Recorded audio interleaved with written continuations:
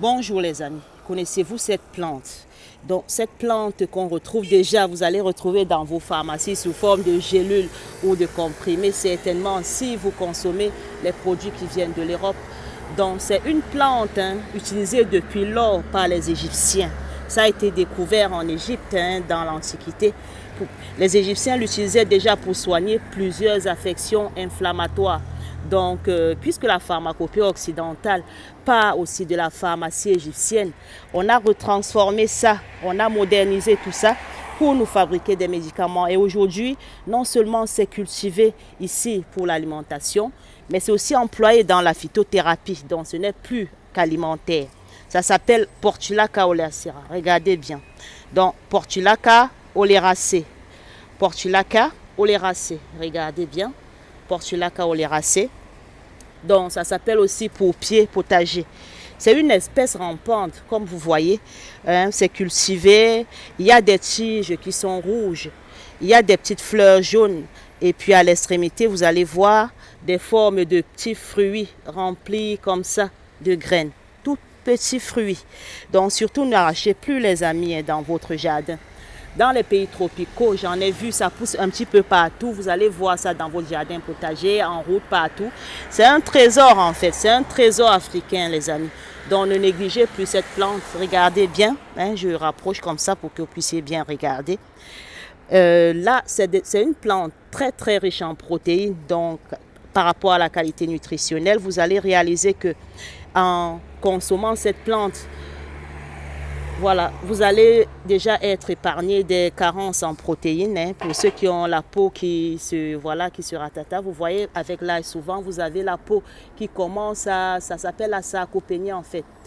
Vous consommez cette plante, même dans votre salade en fait. Sous cette forme, ça va très bien.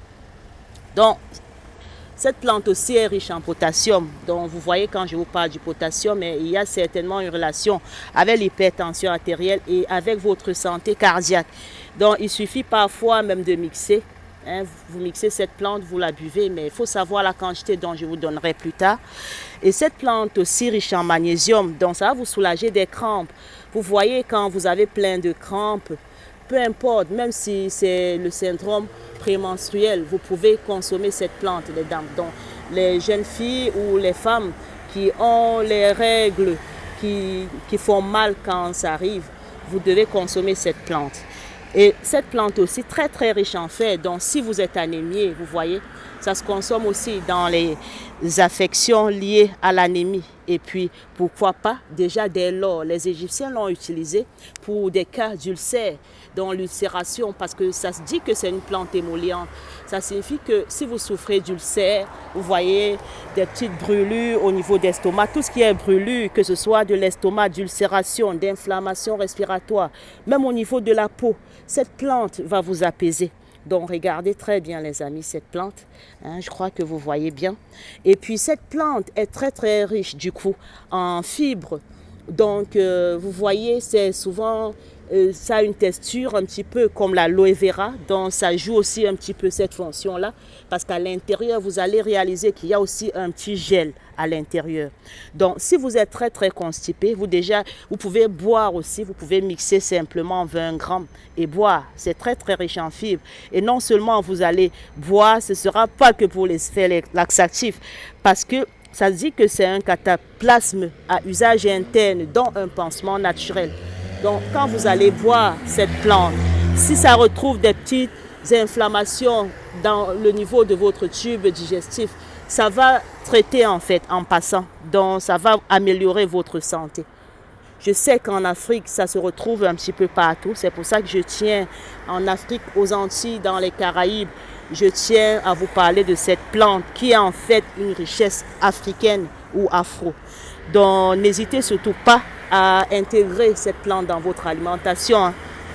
Et cette plante aussi augmente la coagulabilité du sang.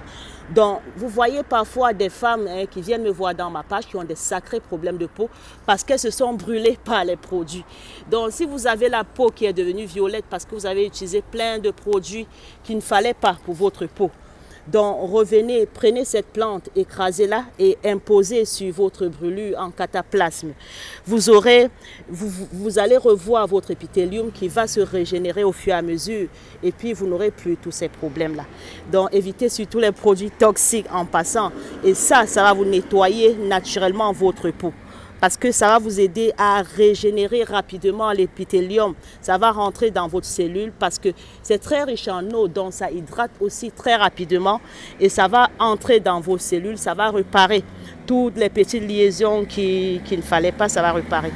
Donc, comment vous pouvez faire? Si vous avez plein de cette plante dans votre jardin, vous pouvez récupérer la tige, vous voyez, vous récupérez et vous séchez. Si vous avez du soleil, vous séchez directement au soleil, ce serait très bien. Et puis, vous pouvez aussi boire en infusion. Donc, si c'est pour usage médical, vous pouvez utiliser en infusion, par exemple, 3 à 4 tasses en infusion.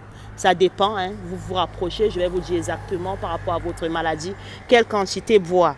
Et vous pouvez aussi justement sécher, juste écraser et l'utiliser parfois saupoudrer dans vos crudités ou juste si vous l'avez déjà à votre portée comme ça, comme je l'ai dans mon jardin, vous